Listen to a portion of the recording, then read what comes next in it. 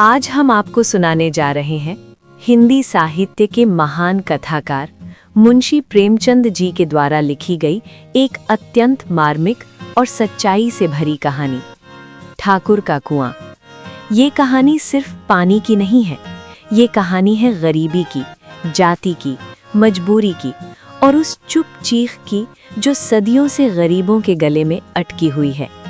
तो आइए कुछ पल खामोश होकर इस कहानी को सुनते हैं। जोखू ने लोटा मुंह से लगाया। अभी 2 घूंट भी नहीं पी पाया था कि उसका चेहरा बिगड़ गया, नाक सिकुड़ गई, मुंह कसेला हो गया। उसने लोटा अलग रखते हुए कर्कश आवाज में कहा, छी, ये कैसा पानी है गंगी? मुंह से लगाते ही सख्त बदबू आ रही है। मारे प्यास के गला सूखा जा रहा है और तू सड़ा पानी पिलाए देती है। गंगी चुप रही। वो जानती थी जोखू गुस्से में नहीं है, बेबस है। बीमारी ने उसके शरीर की ताकत ही नहीं, सब्र भी छीन लिया था। गंगी रोज शाम पानी भरने जाती थी। कुआं बहुत दूर था। दिन भर की मजदूरी के बाद इतनी ताकत नहीं बचती थी कि बार बार कुएं तक जाया जाए। कल जब वो पानी लाई थी तब उसमें कोई बदबू नहीं थी। आज पानी से अजीब सी सड़ांध आ रही थी। गंगी ने खुद लोटा उठाया, नाक से लगाया और सचमुच पानी बदबूदार था। उसका दिल बैठ गया। उसके मन में एक ही बात आई, जरूर कुएं में कोई जानवर गिरकर मर गया होगा, पर दूसरा पानी आएगा कहां से?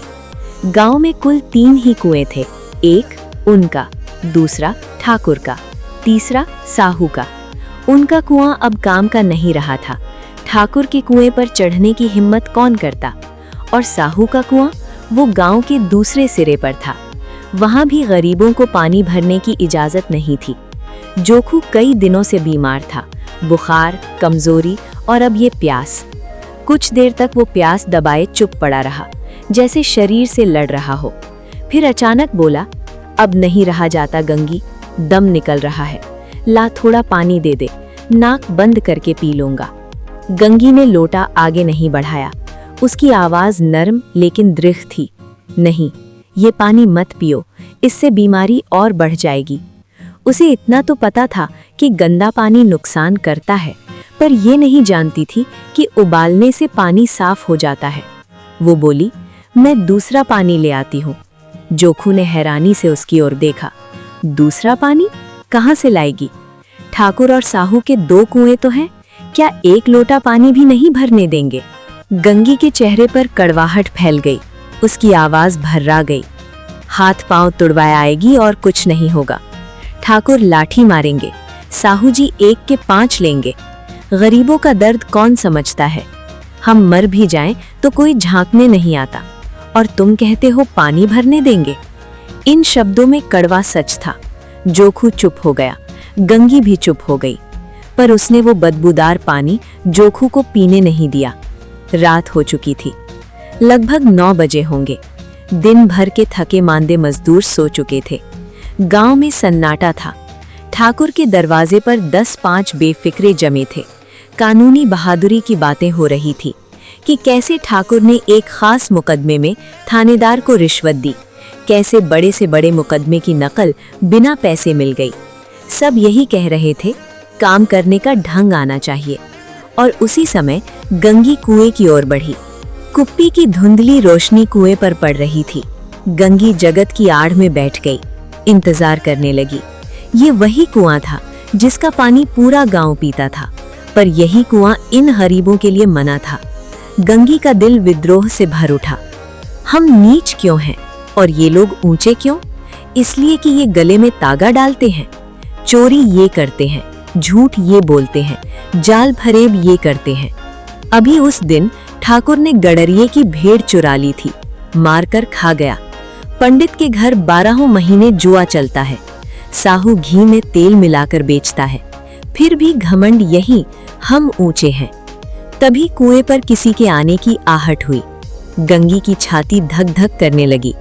अगर देख ली गई तो? उसने घड़ा और रस्सी उठाई, झुककर पेड़ की छाया में जा खड़ी हुई। उसे महंगू याद आया। बेगार ना देने पर इतना मारा गया था कि महीनों खून थूकता रहा। कुछ देर बाद औरतें आईं। काम, थकान और मजबूरी की बातें। फिर वे चली गईं। कुआं खाली हो गया। गंगी बाहर आई। मैदान साफ था। उसे लगा जैसे वो अमृत चुराने जा रही हो। दबे पांव वो कुएं की जगत पर चढ़ी, चारों ओर देखा, देवताओं को याद किया और घड़ा कुएं में उतार दिया। कोई आवाज नहीं। घड़ा पानी में उतर गया। उसने जल्दी जल्दी रस्सी खींची। घड़ा कुएं के मुंह तक आ गया और तभी ठाकुर का दरवाजा खुल गया। गंगी कांप गई। उसके हाथ से रस्सी छूट गई। घड़ा धड़ाम से कुएं में गिर पड़ा। पानी में हिलकोरे उठे। कौन है? कौन है? गंगी जगत से कूद कर भागी। घर पहुंची तो देखा जोखू लोटा मुंह से लगाए वही गंदा पानी पी रहा था। गंगी कुछ नहीं बोली। उसकी चुप्पी सब कुछ कह रही थी। ये कहानी सिर्फ पानी की नहीं है, ये कहानी है हक और हैसियत की। ये कहानी बताती है कि जब इंसान से उसका अधिकार छीन लिया जाता है तो सबसे जहरीला पानी भी मजबूरी में अमृत बन जाता है। यही है ठाकुर का कुआं।